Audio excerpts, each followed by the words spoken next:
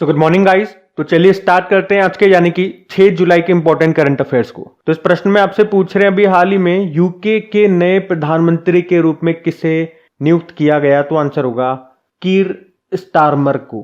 तो अभी Buckingham palace में यूके के सम्राट किंग चार्ल्स तृतीय ने सर कीर स्टारमर को यूके का नया प्रधानमंत्री नियुक्त किया है। तो इस प्रकार कीर स्टारमर ये यूके के 58वें प्रधानमंत्री बने हैं, 58th नंबर के।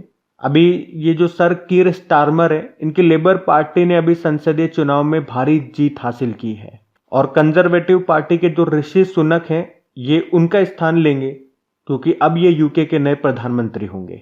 वैसे अगर पूछा जाए ना कि यूके या यूं कहूं कि दुनिया के पहले प्रधानमंत्री कौन थे, तो आंसर होगा सर रॉबर्ट वालपोल। ये 1721 से लेकर 1742 तक प्रधानमंत्री रहे थे। अब इंटरनेशनल अपॉइंटमेंट वाला प्रश्न है, तो मैं 2024 के सारे इंटरनेशनल अपॉइंटमेंट रिवाइज कराऊंगा, मुख्य रूप से वो वाले जो भी किसी न किसी देश में प्रधानमंत्री या प्रेसिडेंट बने हैं। लेकिन उससे पहले हम यूके की बात कर लेते हैं। मैं आपको मैप में ले चलता हूं। यूके में देखो, यूके जो है ये 4 देशों को मिलाकर के हम बोलते हैं। जैसे कि आप देखोगे इंग्लैंड, वेल्स, स्कॉटलैंड और नॉर्थ आयरलैंड। बाकी ये जो 3 देश है इंग्लैंड, वेल्स और स्कॉटलैंड, इनको मिलाकर के ग्रेट ब्रिटेन कहा जाता है। और ग्रेट ब्रिटेन में अगर नॉर्दर्न आयरलैंड मिला देंगे तो इसे आप यूके बोलोगे। यूके की कैपिटल लंदन होती है, करेंसी है पाउंड स्टर्लिंग।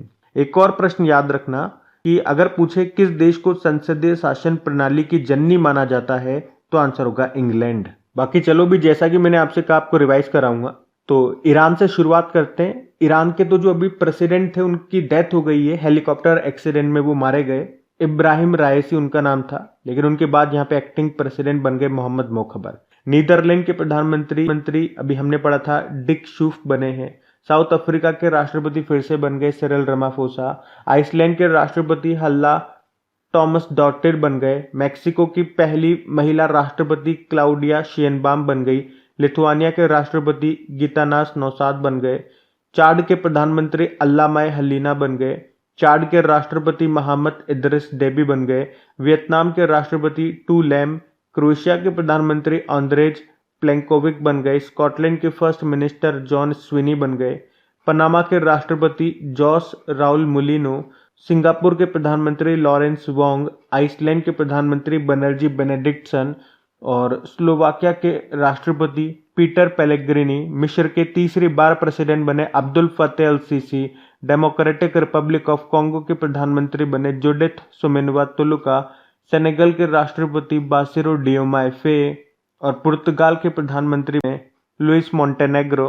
बाकी आयरलैंड के नए प्रधानमंत्री साइमन हैरिस बने। फिलिस्तीन के नए प्रधानमंत्री मोहम्मद मुस्तफा। हंगरी के राष्ट्रपति तामस सुलियाक बने। पाकिस्तान के प्रधानमंत्री शहबाज शरीफ और पाकिस्तान के राष्ट्रपति आसिफ अली जरदारी। इंडोनेशिया के प्रेसिडेंट प्रबोवो सुबियांतो बने। यमन के प्रेसिडेंट अहमद अवद बिन बने। अल सल्वाडोर के प्रेसिडेंट बने नयाब बुकेले। कजाकिस्तान के प्रधानमंत्री ओल्जास बेक्टेनोव बने। फिनलैंड के प्रेसिडेंट अलेक्जेंडर स्टब बने। कोमोरोस के प्रेसिडेंट अजाली असोमानी। ग्वाटेमाला के नए प्रेसिडेंट बर्नार्डो एवरेलो। ताइवान के प्रेसिडेंट लाई चिंगते। फ्रांस के सबसे युवा व पहले समलैंगिक प्रधानमंत्री गैब्रियल एटल बने। डेमोक्रेटिक रिपब्लिक ऑफ कॉन्गो के प्रेसिडेंट बने फेलिक्स त्सेसिकेदी। तो इस तरह से आप देखोगे 2024 में ये सब देशों में प्रधानमंत्री या प्रेसिडेंट बने थे, वो सारे मैंने आपको रिवाइज करा दिए, इनको ध्यान में रखना। अगला प्रश्न देखते हैं। फिर आपसे पूछ रहे हैं अभी हाल ही में पेरिस 2024 और जो लॉस एंजल्स 2028 में जो ओलंपिक खेले जाएंगे, उनके लिए भारतीय ओलंपिक संघ का मुख्य प्रायोजक यानी कि स्पॉन्सर कौन बना है, पार्टनर कौन बना है, तो आंसर होगा बीपीसीएल। तो 2024 के जो समर ओलंपिक हैं उनको होस्ट कर रहा है पेरिस। कौन से नंबर के समर ओलंपिक है? 33 नंबर के। और फिर 2028 में जो 34 नंबर के समर ओलंपिक हैं वो होंगे लॉस एंजल्स अमेरिका में। देखो, ओलंपिक जो होते हैं वो 4-4 साल में होते हैं। जैसे समर ओलंपिक की अगर हम बात करेंगे तो ये हर 4-4 साल में देखने को मिलेंगे। वहीं विंटर ओलंपिक भी 4-4 साल में होते हैं। लेकिन समर ओलंपिक और विंटर ओलंपिक के बीच में आप अंतराल देखोगे तो 2 साल का गैप दिखेगा। जैसे कि अभी 2024 में समर ओलंपिक होंगे, फिर 2026 में आपके विंटर ओलंपिक आ जाएंगे, फिर 2028 में फिर समर ओलंपिक आ जाएंगे, इस तरह से।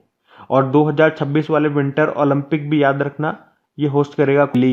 और अभी क्वेश्चन के हिसाब से चले तो 2024 और 2028 में जो समर ओलंपिक होंगे उनके लिए इंडियन ओलंपिक एसोसिएशन यानी कि भारतीय ओलंपिक संघ का स्पॉन्सर कौन बना है? बीपीसीएल।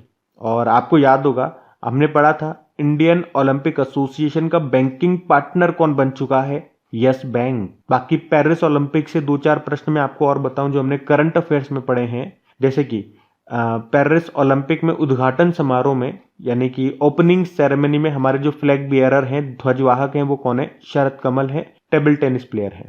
और पेरिस ओलंपिक कमेटी में जूरी सदस्य बनने वाली पहली भारतीय महिला बनी थी कौन? बिल्किस मीर।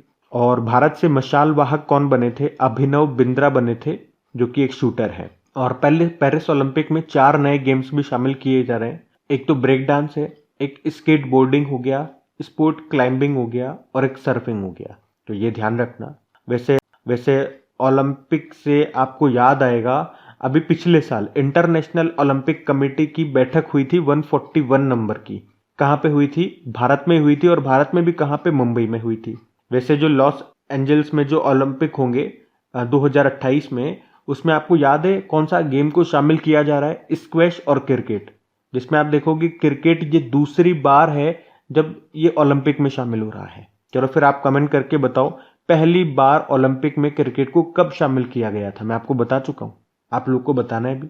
और पहली बार जो ओलंपिक हुए थे वो 1896 में हुए थे ग्रीस के एथेंस में। अभी लास्ट टाइम जो 32 नंबर का समर ओलंपिक हुआ था वो टोक्यो ओलंपिक 2020 थे, जिसमें भारत ने आपको याद होगा 1 गोल्ड 2 सिल्वर और 4 ब्रोंज जीते थे, यानी कि टोटल 7 मेडल जीते थे। और इस तरह से मेडल टैली में भारत 48 रैंक पे था। वैसे इंडियन ओलंपिक एसोसिएशन की भी बात हुई है, भारतीय ओलंपिक संघ की, तो स्थापना होती है 1927 में, नई दिल्ली में मुख्यालय है और इसके हेड हैं पीटी उषा, जो कि इस पद पर आने वाली पहली महिला है। तो इस प्रश्न से ये सारे बातें याद रखना। अच्छा, बीपीसीएल की भी एक बार बात कर लेते हैं। इसकी स्थापना होती है, फुल फॉर्म क्या होती है? Bharat petroleum corporation limited. स्थापना होती है 1976 में। मुंबई में इसका मुख्यालय है और सीएमडी है जी कृष्ण कुमार। और बीपीसीएल के पिछले साल ब्रांड एम्बेसडर बनाए गए थे राहुल द्रविड़। और बीपीसीएल का एक स्पीड पेट्रोल नाम से ब्रांड है और उसके ब्रांड एम्बेसडर नीरज चोपड़ा बनाए गए थे, जो कि भाला फेंकते हैं, जेवलिन थ्रोवर हैं। तो ये याद रखना।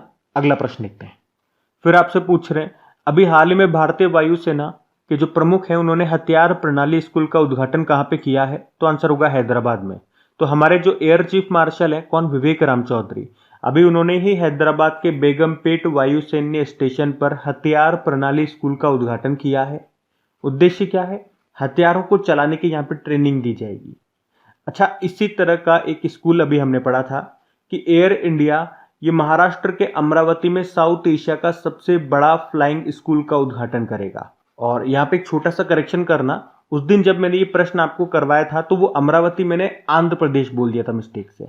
ये जो अमरावती है ये आंध्र प्रदेश में भी है और एक अमरावती महाराष्ट्र में भी है। तो हम ये जो बात कर रहे हैं, ये जो एयर इंडिया साउथ एशिया का सबसे बड़ा फ्लाइंग स्कूल स्थापित करेगा, कौन से अमरावती में? महाराष्ट्र के अमरावती में। तो प्लीज इसे करेक्ट कर लेना, मैंने आपको बता दिया है, ये ध्यान रखना। तो ये दोनों प्रश्न आपको याद रखने हैं। अच्छा, पहले हम ये बात करते हैं अभी हमारे नए चीफ मार्शल कौन बन गए हैं? 1 जुलाई से ही बन गए हैं। कौन? उपेंद्र द्विवेदी। मनोज पांडे की जगह आए, वो रिटायर्ड हो गए। और अभी नए नेवल चीफ हमारे बने थे कौन? दिनेश कुमार त्रिपाठी। ये आर हरि कुमार की जगह नए आए।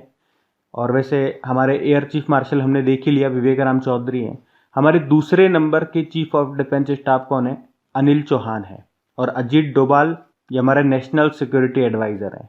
अच्छा, अगर मैं आपसे पूछूं भारतीय सेना ने अपना पहला स्किन बैंक ये कहाँ पे खोला है? तो आंसर होगा नई दिल्ली में। भारतीय सेना की पहली महिला सूबेदार कौन बनी थी? प्रीति रजक बनी है। और सिब्री के अनुसार भारत सबसे बड़ा हथियार आयातक देश है, यानी कि हथियारों का सबसे ज्यादा इंपोर्टर ये भारत है। भारत का स्वदेशी लेजर हथियार का नाम क्या है? दुर्गा 2 है। और भारत का पहला वन विश्वविद्यालय फॉरेस्ट यूनिवर्सिटी कहाँ पे खुला? तेलंगाना में।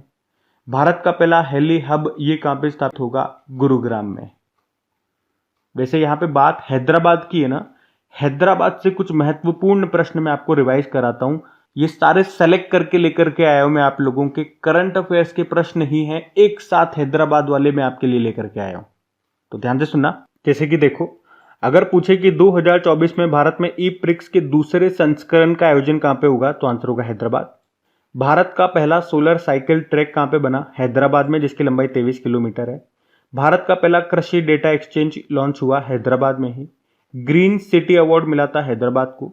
हैदराबाद में पहला 3D प्रिंटेड मानव कॉर्निया बनाया गया।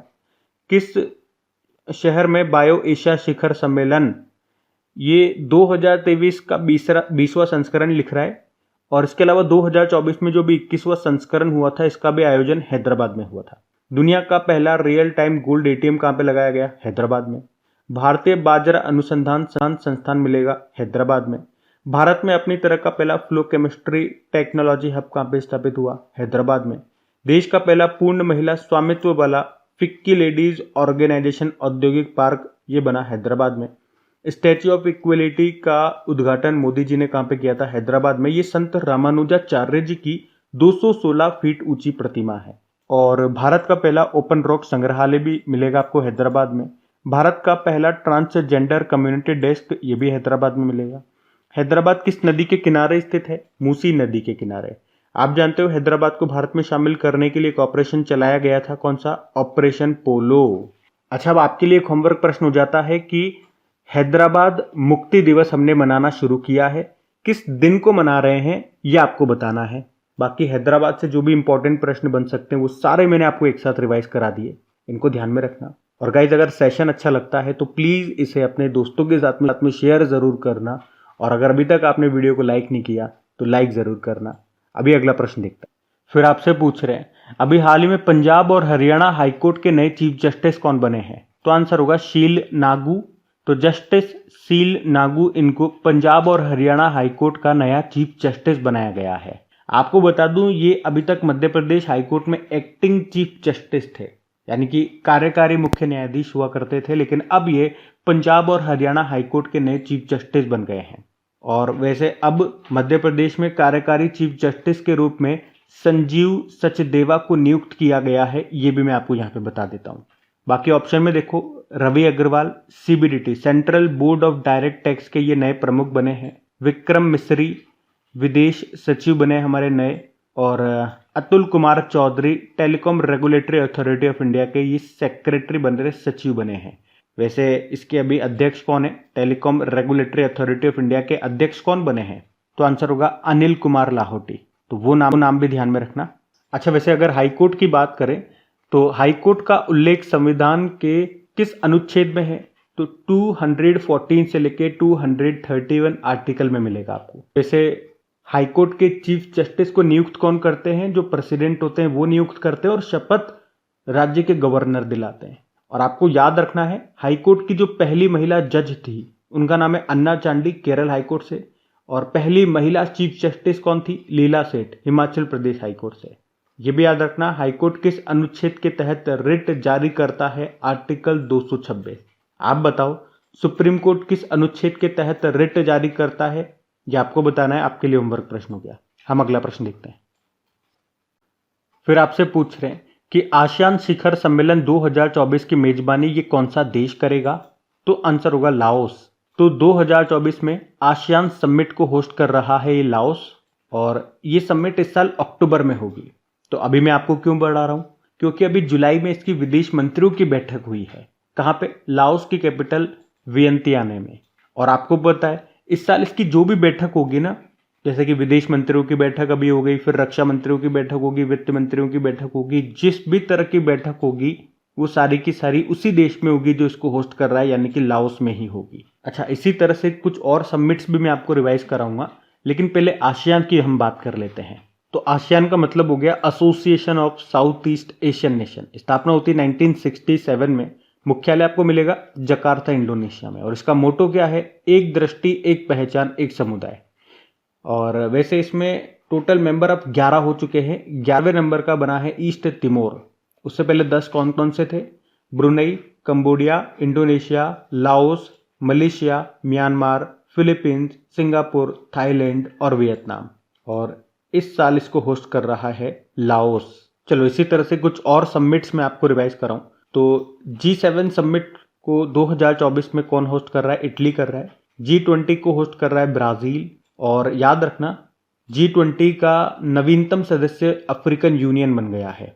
जब लास्ट टाइम भारत ने इसको होस्ट किया था तभी बन गया था। और ब्रिक्स को होस्ट कर रहा है रशिया।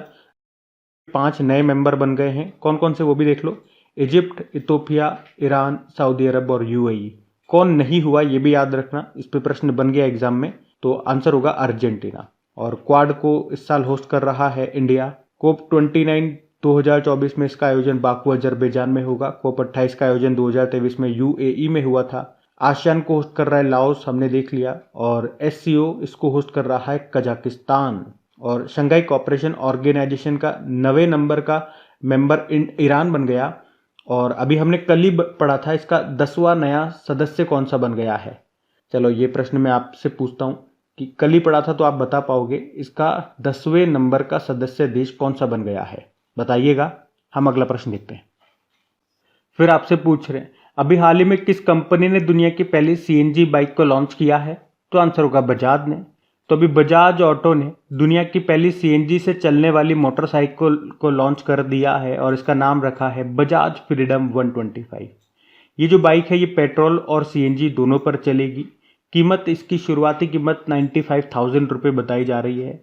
इसमें 2 लीटर का पेट्रोल टैंक है और 2 किलो का सीएनजी टैंक है। और इन्होंने कहा कि दोनों फ्यूल को मिलाकर के बाइक की जो रेंज होगी वो 330 किलोमीटर तक की होगी। बजाज कंपनी के मैनेजिंग डायरेक्टर राजीव बजाज हैं। आपको याद है भी पूर्वोत्तर के जो पहले कंप्रेस्ड बायो सीएनजी प्लांट है उसका उद्घाटन कहाँ पे किया गया था, असम के कामरूप जिले में। तो इस प्रश्न से तो याद रखना है कि दुनिया की पहली सीएनजी बाइक लॉन्च की है बजाज ने। बजाज फ्रीडम 125 इसका नाम है। अगला प्रश्न देखते हैं। और सीएनजी मतलब क्या होता है, कंप्रेस्ड नेचुरल गैस। फिर आपसे पूछ रहे हैं अभी हाल ही में इंडिया बुल्स फाइनेंस ने अपना नाम बदलकर क्या कर लिया है, तो आंसर होगा सम्मान कैपिटल लिमिटेड। तो अभी इंडिया बुल्स फाइनेंस लिमिटेड ने अपना नाम बदलकर सम्मान कैपिटल लिमिटेड कर दिया है। इसकी स्थापना सन 2000 में हुई थी और अब जाकर के इसने अपना नाम बदल लिया। अच्छा, इसी तरह से कुछ नाम बदलने वाले इंपॉर्टेंट प्रश्न मैं आपको रिवाइज कर रहा हूं। तो एक तो आपको याद होगा जम्मू कश्मीर के उधमपुर रेलवे स्टेशन का नाम शहीद कैप्टन तुषार महाजन रेलवे स्टेशन किया था। खेलो इंडिया महिला लीग का नाम अस्मिता महिला लीग किया। महाराष्ट्र में जो इतवारी स्टेशन है उसका नाम सुभाष चंद्र बोस इतवारी स्टेशन हो गया। ऑस्ट्रेलिया के सिडनी में हैरिस पार्क को अब लिटिल इंडिया कहते हैं। मुंबई के वारसोवा समुद्री मार्ग को वीर दामोदर सावरकर के नाम पे कर दिया। महाराष्ट्र के अहमदनगर को अहिल्या नगर कर दिया। मुगल गार्डन अमृत उद्यान हो गया। राजपथ कर्तव्य पथ हो गया। अंडमान निकोबार में जो माउंट हैरियट है उसे माउंट मणिपुर कर दिया। रेलवे यूनिवर्सिटी को गति शक्ति यूनिवर्सिटी कहते हैं। पुराने संसद भवन को संविधान सदन कहते हैं। आपने पढ़ा था भी अयोध्या स्टेशन को अयोध्या धाम रेलवे स्टेशन कर दिया। और जो अयोध्या का जो एयरपोर्ट है उसे महर्षि वाल्मीकि नाम पे कर दिया गया। तो ये कुछ इंपॉर्टेंट हैं जिनके नाम बदले गए, हमने देख लिए यहाँ पे, इनको ध्यान रखना। अगला प्रश्न देखते हैं। फिर आपसे पूछ रहे हैं अभी हाल ही में तेलंगाना वृक्ष पुरुष पुरस्कार से किसे सम्मानित किया गया, तो आंसर होगा एन बलराम को। तो अभी तेलंगाना वृक्ष पुरुष पुरस्कार से एन बलराम को सम्मानित किया गया। इनको क्यों दिया गया ये सम्मान, क्योंकि इन्होंने अब तक 18,000 से ज्यादा पौधे लगाए और 35 लघु वन विकसित करने में मदद की है, उसी के लिए उनको ये सम्मान मिला है। कौन है ये एन बलराम, ये सिंगरेनी जो कंपनी है उसके एमडी सीईओ है। और ये सम्मान देता कौन है या किसने दिया, ग्रीन मैपल फाउंडेशन ने। और ग्रीन मैपल फाउंडेशन हर साल सार्वजनिक क्षेत्र और निजी कंपनियों के द्वारा पर्यावरण संरक्षण के उपायों को प्रोत्साहित करने के लिए ये पुरस्कार देता है। तो याद रखना इस बार तेलंगाना वृक्ष पुरुष पुरस्कार किसे मिला, एन बलराम को मिला है। अब आ जाओ एक बार फिर मैं आपको 2024 के जो भी इंपॉर्टेंट अवार्ड्स हैं वो आपको रिवाइज करा रहा हूँ।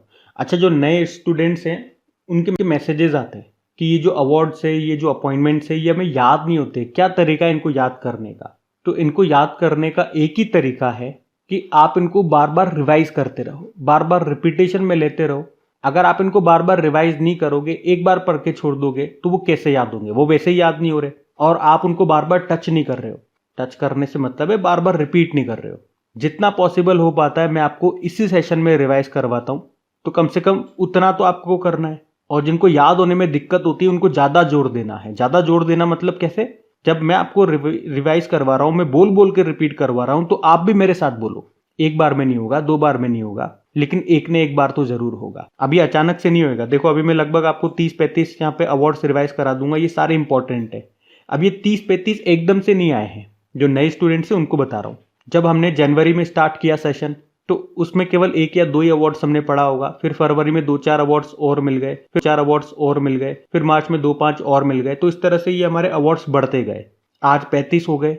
2-4 महीने बाद आप देखोगे या कोई नया स्टूडेंट फिर इसे पढ़ेगा तो फिर हम देखेंगे ये 35 की जगह हो सकता है 50 हो गए हो। और लगभग जब भी अवार्ड वाला प्रश्न आता है मैं आपको रिवाइज कराता ही कराता हूँ। इसके अलावा आपकी रिवीजन वाली क्लास में अलग से चलाता हूँ, तो आप उसे भी देख सकते हैं। और वहां पे भी आप देखोगे जब मुझे वीडियो बनाने का टाइम नहीं मिलता तो ऐसा नहीं है मैं छुट्टी कर देता हूँ, मैं आपको पुरानी जो क्लास होती है उसको रिपीट करवा देता हूँ। क्योंकि है तो वो रिवीजन वाली क्लास ही, उसमें हम कर क्या रहे, कुछ नया तो पढ़ नहीं रहे, पुराना ही रिवाइज कर रहे हैं। तो जब मेरे से कंटेंट नहीं बन पाता, टाइम नहीं मिल पाता, तो मैं आपको फिर से पुराना रिपीट करवा देता हूँ, रिवीजन करवा देता हूँ। तो आप उस क्लास को देख सकते हैं। मुश्किल से 10-11 मिनट की क्लास होती है। तो आपकी ये याद करने की जो दिक्कत है, अगर ऐसा आप करोगे तो फिर वो समस्या खत्म हो जाएगी। लेकिन आपको रेगुलर रहना पड़ेगा। ऐसा कहा जाता है किसी भी चीज को आदत बनाने के लिए 21 दिन तक, कम से कम 21 दिन तक वो काम आपको रेगुलर करना है, चाहे मन से करो चाहे बिना मन से करो।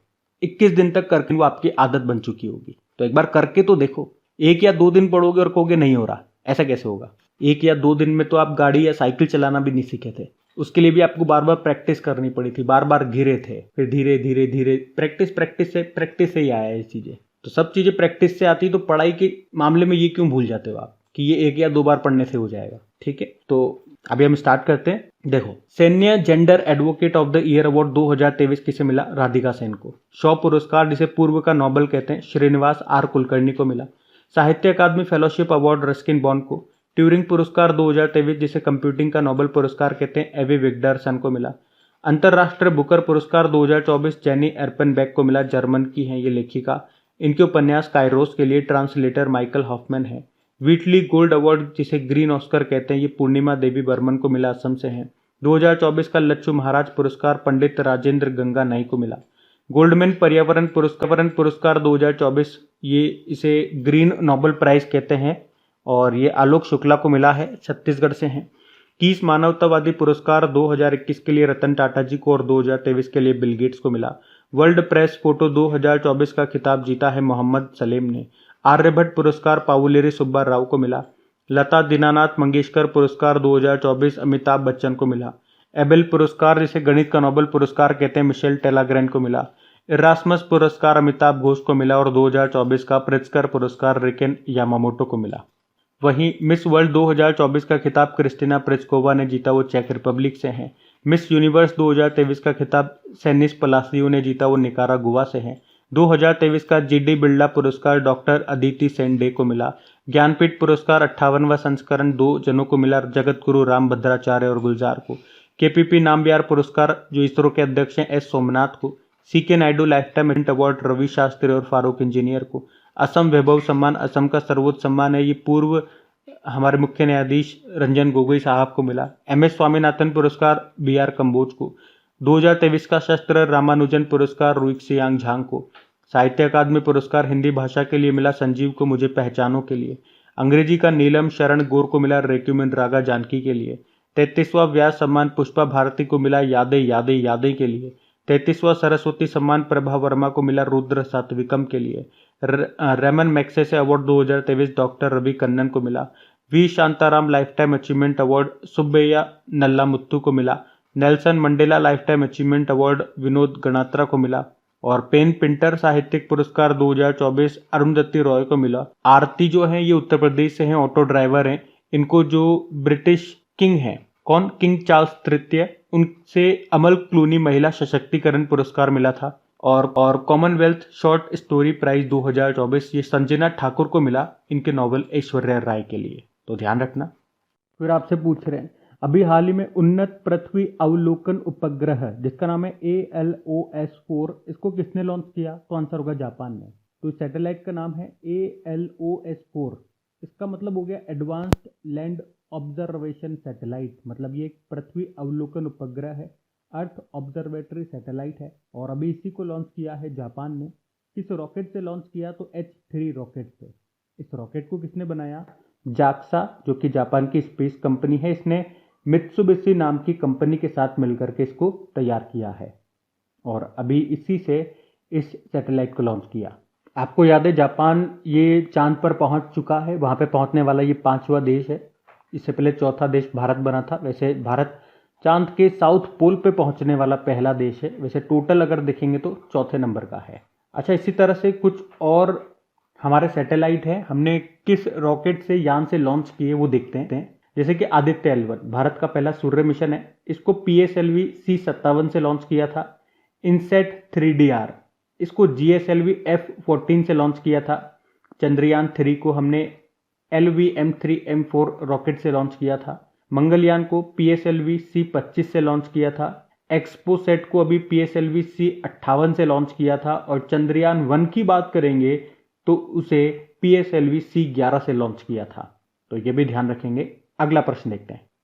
फिर आपसे पूछ रहे हैं अभी हाल ही में ICC T20 इंटरनेशनल में नंबर 1 रैंक पाने वाले पहले भारतीय ऑलराउंडर क्रिकेटर कौन बने हैं? तो आंसर होगा हार्दिक पांड्या। तो अभी ICC ने T20 और वनडे रैंकिंग को जारी किया है और उसमें टॉप पर हैं हार्दिक पांड्या, यानी कि नंबर 1 ऑलराउंडर ये बन चुके हैं।